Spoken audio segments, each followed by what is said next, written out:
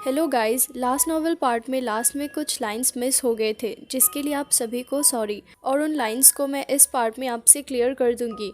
जैसे कि previous part में हमने देखा, बबाता लुओफेंग से कहती है, लुओफेंग मैं एक वर्चुअल एग्जिस्टेंस हूँ, इसलिए मुझे तुम्हारे साथ चलने के लिए एक आइटम की ज़रूरत होगी। इससे कि आगे की लाइंस मिस हो गई थी जिसे मैं इस पार्ट में कंटिन्यू करूँगी। तभी बबाता अपनी हैंड को फ्लिप करते हैं जिससे ब्लैक रिस्ट बैंड अपीयर होती है। और ये जो रिस्ट बैंड थी वो इस यूनिवर्स की कॉमन रिस्ट बैंड थी जिसकी वैल्यू ज़्यादा नहीं थी। और एक इम्पॉर्टेंट बात यह है कि जो इनर लेयर है वो इस रिस्ट बैंड का कोर है। और तभी बबाता कहती है, ये मेरे लिए लिविंग एआई होने का टेम्पररी रेसिडेंस है। और इस कोर में स्टोरेज स्पेस के साथ साथ लार्ज अमाउंट में व्हाइट क्रिस्टल्स और आर्क कटर ब्लेड्स हैं और जिन्हें सेफली रखने के लिए मैं तुम्हें दूंगी। जिसके बाद बबाता लुओफेंग को देखती है और कहती है, तुम इस रिस्ट बैंड को पहन लो। तभी लुओफेंग जल्दी से उस रिस्ट बैंड को पहन लेता है। जिसके बाद लुओफेंग की पूरी बॉडी सोप बबल की तरह पॉप होने लगती है और लुओफेंग को ऐसे देखकर बबाता हंसने लगती है। अब लुओफेंग जो कि शिप के एंट्रेंस पर खड़ा था, उसे ऐसा लगा था मानो उसकी बॉडी हिल रही हो। और जिसके बाद हुएनबो प्लैनेट जल्दी से डिसअपीयर हो जाती है और वो शिप ह्यूज गैप क्रिएट करके काफी लार्ज अमाउंट में रॉक्स को डिस्ट्रॉय करके चली जाती है। अब यहाँ पर लुओफेंग ब्लैक रॉब में ड्रेस्ड होता है। जिसके बाद लुओफेंग अपनी स्पिरिट एनर्जी को यूज करके लार्ज रॉक्स को शिप के पास आने से रोकता है। और तभी लुओफेंग के माइंड में एक वॉइस सुनाई देता है और जिसे सुनकर लुओफेंग शॉक्ड हो जाता है।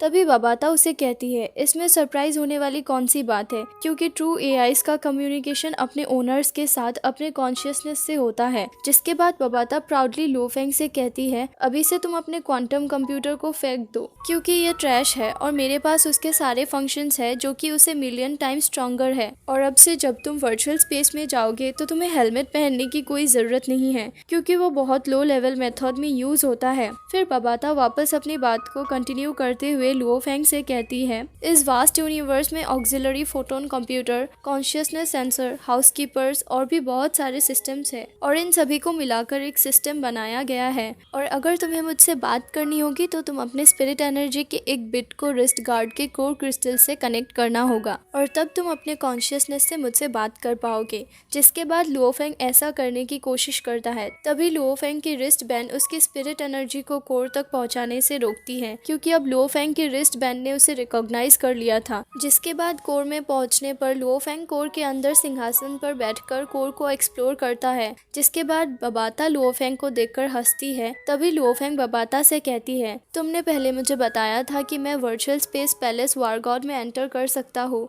जिस पर बबाता लुओफेंग से कहती है, बेशक मैं तुम्हें पैलेस ऑफ वारगॉड में एंटर करने दे सकती हो और जहां तुम अपने पर्सनल वर्चुअल स्पेस में एंटर कर सकते हो जो कि खास तुम्हारे लिए बनाया गया है।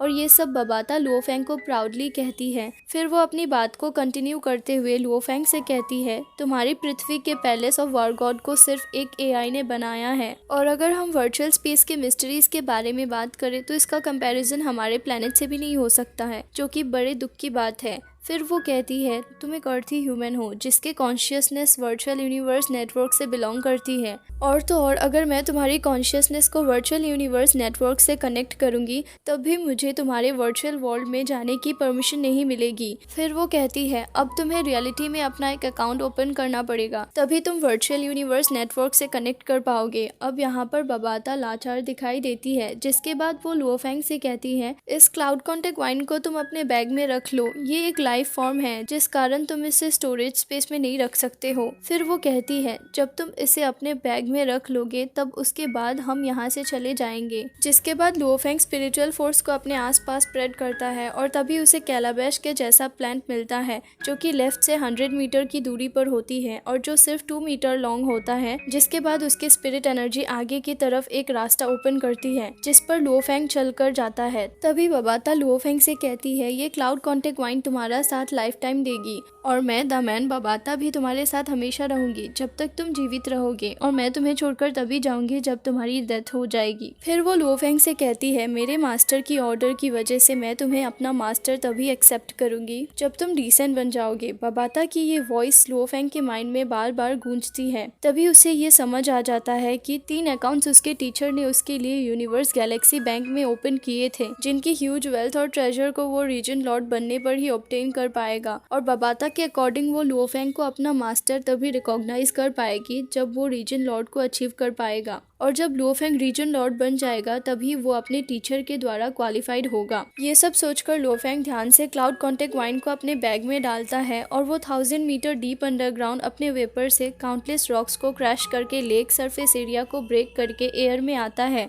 जहाँ वो काफी टाइम बाद नीले आसमान और बादलों को देखता है और जहाँ पर मॉन्स्टर टाइप बर्ड्स फ्लाई कर रही होती हैं। तभी लुओफेंग मिड एयर में खड़े होकर अपने आसपास की जगह को सर्वे करती है, जहाँ उसे बहुत अच्छा फील होता है। जिसके बाद लुओफेंग अपने कम्युनिकेशन वॉच को देखता है और जहाँ उसे मिस्ड कॉल दिखाई देता है। तभी लुओफेंग कॉल बैक करता है तो उसे लियो हुई की वॉइस सुनाई देता है, जो उससे कहती है, क्या हुआ तुम्हें? मैंने तुम्हें 3 बार कॉल किया था लेकिन वो कॉल तुम तक पहुंची ही नहीं। ये सुनकर लुओफेंग हैरान हो जाता है। तभी उसी समय बबाता की वॉइस उसे माइंड में सुनाई देता है, जहाँ बबाता उसे कहती है, जब तुम यूनमो प्लेनेट के शिप में थे तब तुम्हारे आउटसाइड सिग्नल ब्लॉक हो गए थे। अब यहाँ पर लियो हुई लुओफेंग के रिप्लाई का इंतजार कर रहा था, जहाँ लुओफेंग अपने माइंड में सोचता है, मैं इस बात का क्या जवाब दूं, क्योंकि ये बात सबको पता है कि इस एंटायर अर्थ में सभी जगह से सिग्नल्स अवेलेबल हैं, जिस वजह से एक कॉल का फेल होना इम्पॉसिबल है। तभी लुओफेंग रिप्लाई में लियो हुई से कहता है, मेरी कम्युनिकेशन वॉच की बैटरी खत्म हो गई थी,